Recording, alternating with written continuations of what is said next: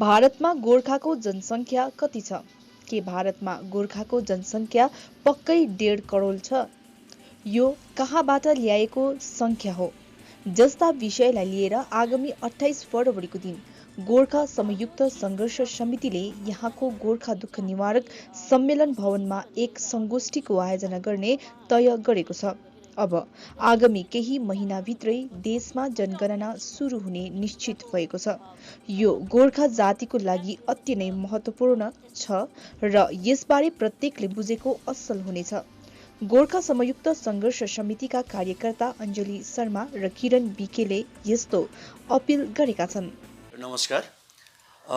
विशेष गरेर आज यसरी यो प्रेस भेला बोलाएर सम्बोधन गर्नुको साथै तपाईहरुको माध्यमद्वारा सम्पूर्ण जनसाधारणलाई सम्बोधन गर्नुको विशेष उद्देश्य के भन्दाखेरि आगामी 28 तारिकको दिन आइतबार हामीले यो 2021 मा हुन गइरहेको यो जनगणना सेन्ससलाई लिएर एउटा हामीले सेमिनार अर्गनाइज गरिराखेका छौं र यो सेन्ससलाई लिएर हामीले यो सेन्सस भित्रको यो सेन्सस के हो है, यो सेन्सस किन महत्त्वपूर्ण छ र यो सेन्ससलाई हामीले कसरी डिल गर्नुपर्ने, हामीमा यो सेन्सस विषय लिएर के यस्तो कुराहरू छ जो हामीले जान्नु आवश्यक छ, हामी जनसाधारणदेखिको लिएर नेतृत्वसम्मले जान्नुपर्ने आवश्यक कुराहरू के छ भन्ने विषयलाई लिएर हामीले विशेष गरेर सेन्ससको नै सम्बन्धित हामीले व्यक्तिहरूलाई लिएर है, अनि हाम्रा समाजका प्रबुद्ध व्यक्तिहरूलाई हामीले लिगल व्यक्तिहरूलाई पनि लिएर हामीले एउटा सेमिनार अर्गनाइज गरिरहेका छौं र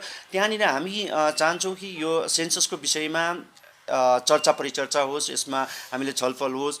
किन भन्दाखेरि हामीले हाम्रो विचारमा यो सेन्सस एउटा यस्तो संवेदनशील मुद्दा हो, तर जुन चाहिँ मुद्दा अहिले छायामा परिराखेको छ र हमेशा पर्छ। अहिले हुनु त अब दार्जिलिङमा चुनावको माहौल छ, चुनावको यो गर्मागर्मी चलिराखेको छ है।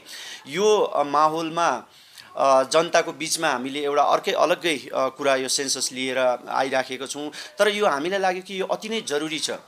किन भन्दाखेरि यो चुनावको जुन चाहिँ प्रक्रिया छ, यो चुनाव प्रक्रियाहरू यो नित्य चलिरहने प्रक्रिया हो। एकपछि अर्को लोकसभा पछि विधानसभा, विधानसभा म्युनिसिपालिटी, पञ्चायत के चुनावहरू चलिरहन्छ र हामी प्राय जस्तो यो चुनावको चलखेल भित्र नै हामी भुलिरहेको हुन्छौं र हामीलाई भुल्याइ पनि राखेको हुन्छ।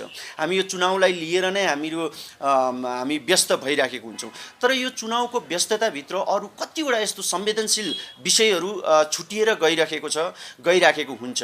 त्यसले गर्दाखेरि यो चुनावकै माहौलमा भए पनि, यो चुनावकै यो गर्मागर्मी बीच भए पनि हामीले यो सेन्ससलाई एकपल्ट बुझ्नै पर्छ र यसको विषयमा चर्चा गर्नै पर्छ भन्ने हामीलाई लागेर हामी यहाँनिर यो सेमिनारको अर्गनाइज गर्न लागिरहेका छौं र यसमा विशेष यो सेमिनार गर्ने आवश्यकता किन पर्यो त भन्दाखेरि यो सेन्सस जुन चाहिँ छ, हामीले विभिन्न राजनीतिक पार्टी होस् यहाँ दार्जिलिङमा विभिन्न मुद्दा लिएर हामीले काम गरिरहेका छौं है। विभिन्न राजनीतिक मुद्दाहरू छ हाम्रो है, पर्मानेन्ट पोलिटिकल सल्युसनको कुरा, गोर्खाल्यान्डको कुराहरू यहाँनिर भइराखेको छ। तर हामीले हाम्रो मुद्दाहरूको लागि त काम गरिरहेका छौं, तर हाम्रो मुद्दाहरू त तब बाँच्छ जब हामीले हाम्रो एक्जिस्टेन्सलाई बचाएर राख्छौं। हाम्रो एक्जिस्टेन्सलाई बचाएर राख्नु सबैभन्दा पहिलो प्रायोरिटी हामी मान्छौं।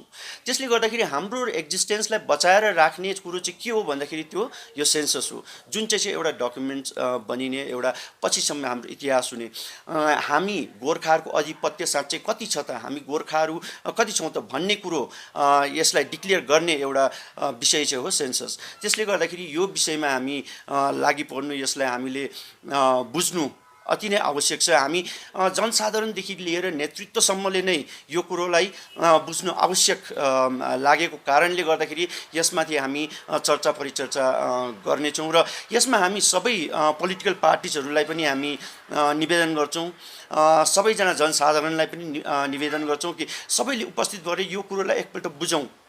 हामी हाम्रो जुन चाहिँ एक्जिस्टेन्स छ, हामी यहाँनिर हाम्रो जुन चाहिँ आधिपत्य छ त्यसलाई प्रुभ गर्नको लागि हामीले कसरी गर्न सक्छौँ त, यो सेन्ससमा हामीले कसरी काम गरे हामीले हाम्रो एक्जिस्टेन्सलाई बचाएर राख्न सक्छौँ त, ताकि हाम्रो मुद्दा पनि बाँचोस्। यहाँनिर हामीले यो चुनावी यो चलखेलभित्र हामीले यहाँनिर हुन त विधानसभा चुनाव भनेको एउटा सिम्पल प्रोसेस हो। हामीले लोकल रिप्रेजेन्टेसनलाई हामीले सदनमा पठाउने एउटा प्रक्रिया मात्रै हो।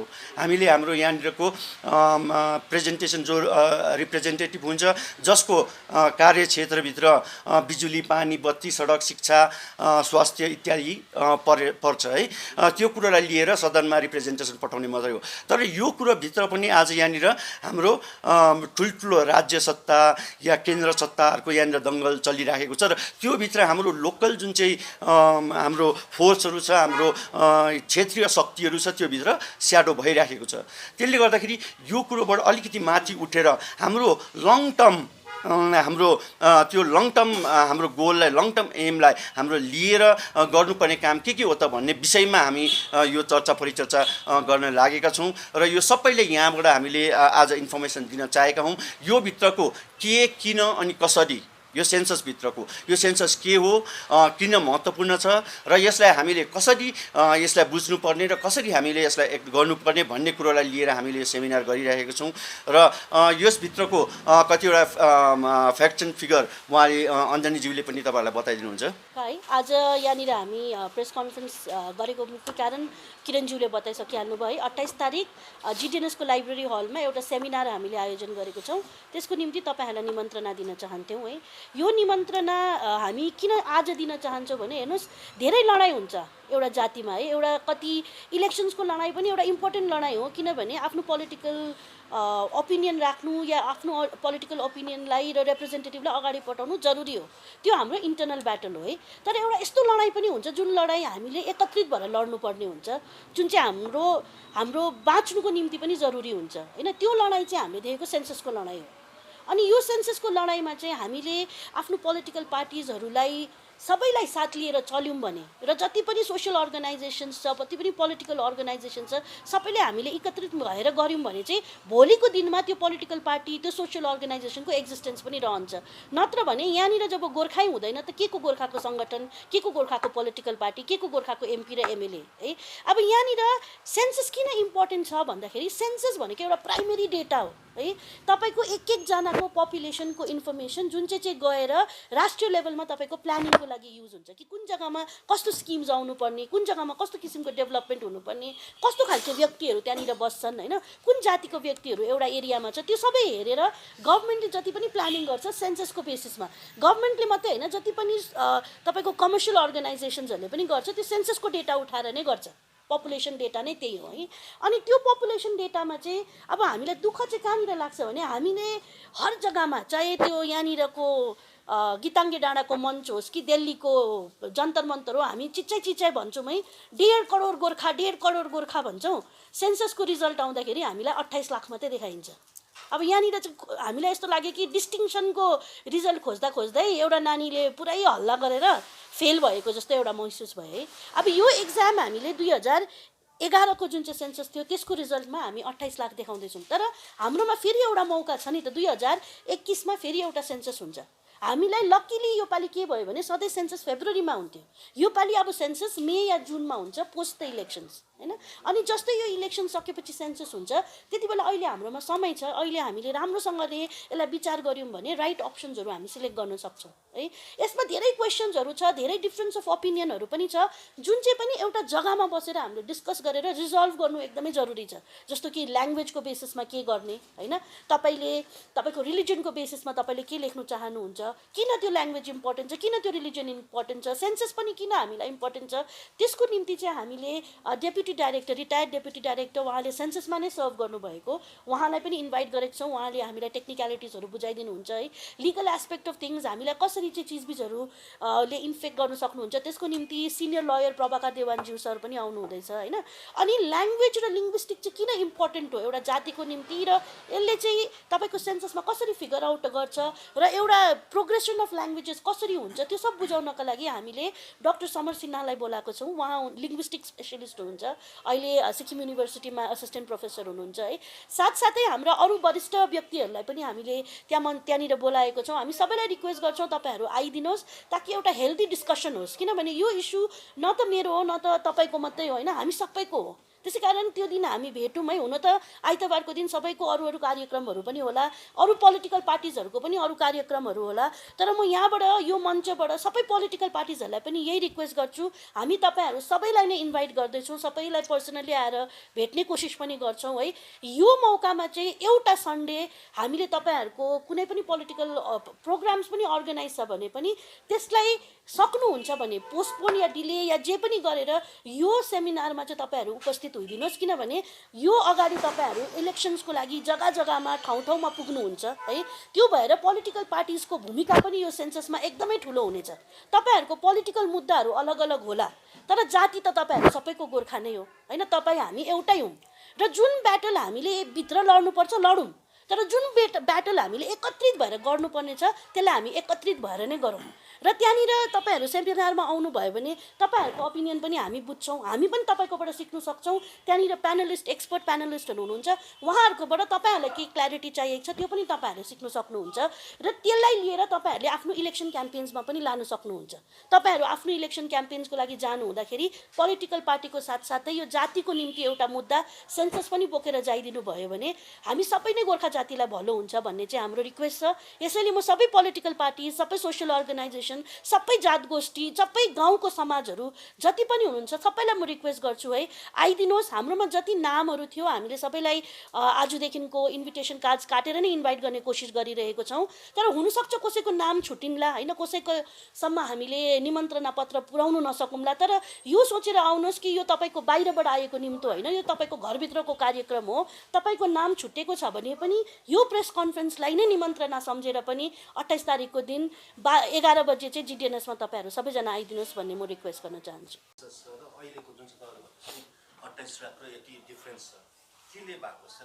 हेर्नुहोस्, जुन चाहिँ तपाईँको पहिलानिर सबभन्दा फर्स्ट त हामीले हेर्नुपर्ने सेन्सस भनेको 1950 को सेन्सस जुन चाहिँ थियो है, 1950 को सेन्ससमा हामीलाई 19% मात्रै देखाएको छ दार्जिलिङ डिस्ट्रिक्टमा, किनभने त्यति बेला 1 ल्याङ्ग्वेज अप्सन हुन्थ्यो, होइन, मदर टङ भन्ने जुन चाहिँ अप्सन हुन्थ्यो त्यो एउटा ल्याङ्ग्वेज हुन्थ्यो। त्यसमा गाउँ गाउँ त्यो बिसिरहेको टाइमको सेन्सस हो यो है। गाउँ गाउँ बस्ती बस्ती गएर सबैलाई यही बुझाएको थियो कि मदर टङ भनेको चाहिँ तपाईँको पुर्खाले बोल्ने ल्याङ्ग्वेज हो, तपाईँको उहिलेदेखिको बोल्ने के भाषा थियो भनेर लेख्नुहोस् भन्दाखेरि हामीले अलग अलग जातिको अलग अलग भाषा लेख्ने हुँदाखेरि हामीले 70%बाट घटेर 19% 19 है, 20% भन्दा पनि कम्ती हुँदाखेरि रिजल्ट के भयो त? रिजल्ट आज 110 वर्षको आन्दोलन। हामी त्यति बेला एउटा राज्य बनिनु सक्थ्यौँ नि त, त्यही समयमा पनि हामीले सही सेन्सस भरेको भए। तर सेन्ससमा हामीले गलत भएकोले गर्दामा एउटा 19% मात्रै पपुलेसन भएको जग्गालाई कुनै पनि एउटा स्टेट हामी दिनु सक्दैनौँ भनेर त्यसपछि हामीलाई बङ्गालमा गाभियो है। तर अब यहाँ 21 को सेन्सस किन जरुरी छ भन्दा चाहिँ 26 को सेन्ससमा चाहिँ तपाईँको स्टेट डिलिमिटेसनको रिभ्यू हुन्छ, अनि 26 को जुन चाहिँ स्टेट डिलिमिटेसनको रिभ्यू हुन्छ त्यो रिभ्यूमा यो 21 को सेन्सस युज हुन्छ। अन्त यो 21 को सेन्ससमा हामीले राम्रोसँगले गऱ्यौँ भने, ठिक नम्बर हाम्रो दिनु सक्यौँ भने हामीले 26 को डिलिमिटेसनमा हरेक चिजमा फरक पर्छ। अब स्टेट डिलिमिटेसनमा कसरी फरक पर्छ भन्नुहुन्छ होला। स्टेट डिलिमिटेसन भनेको तपाईँको एमपीको कन्स्टिट्युएन्सी कति हुन्छ, एमएलएको कन्स्टिट्युएन्सी कति हुन्छ, कुन चाहिँ जग्गामा कुन चाहिँ जातिको एउटा स्पेसलिस्ट हामीले दिनुपर्ने पो हो कि कुन जग्गामा चाहिँ हामीले एउटा एरियालाई बढाइदिनु पर्ने हो, कस्तो प्रकारले क्षेत्रफलहरू बाटिनुपर्ने हो, त्यो सबै कुरो हाम्रो लागि इम्पोर्टेन्ट छ है। मालमतिनीको कुरा गर्छौँ हामीले, पहिला पनि धेरै सर्वेजहरू भएको होइन, हामीले मागेको त कतिवटा मोजा थियो नि, तर त्यो मोजाहरू हाम्रोबाट किन छुट्टे त? किनभने हामीले बेसिक वर्क हाम्रो सेन्ससमा हामीले कामै गर्दैनौँ। तर जति पनि गभर्मेन्टल वर्क हुन्छ त्यसले हाम्रो मुखले भनेको 1.5 करोडमा विश्वास गर्दैन, उनीहरूले नम्बरमा भएको त्यो 28 लाखमा मात्रै विश्वास गर्छ। र यो पालि चाहिँ हामीलाई लाग्छ कि हाम्रो रिस्पोन्सिबिलिटी हो हामीले सहीसँग सेन्सस भरौँ। त्यो गऱ्यौँ भने चाहिँ हाम्रो भविष्यको लागि, हाम्रो मात्रै होइन हाम्रो नानीहरूको भविष्यको लागि पनि इम्पोर्टेन्ट हुन्छ।